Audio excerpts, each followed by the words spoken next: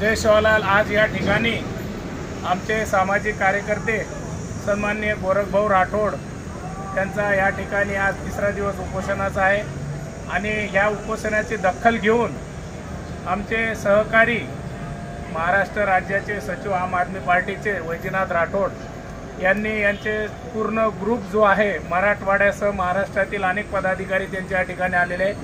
आम आदमी पार्टीने त्यांच्या स्वइच्छेने बंजारा समाजाला एसटी आरक्षण मिळावं यासाठी त्यांनी आज या ठिकाणी एक निवेदन दिलेलं आहे आणि ह्या निवेदनातून त्यांनी या ठिकाणी असं दाखवलेलं आहे की उपोषणकर्ते आमचे गोरखनाथ भाऊ राठोडजे यांना त्यांनी जाहीर पाठिंबा समर्थन दिलेले आहे व महाराष्ट्रातील बंजारा समाजाच्या प्रत्येक आंदोलनामध्ये आम आदमी पार्टी सहभागी राहील असं त्यांनी या ठिकाणी शब्द दिलेले।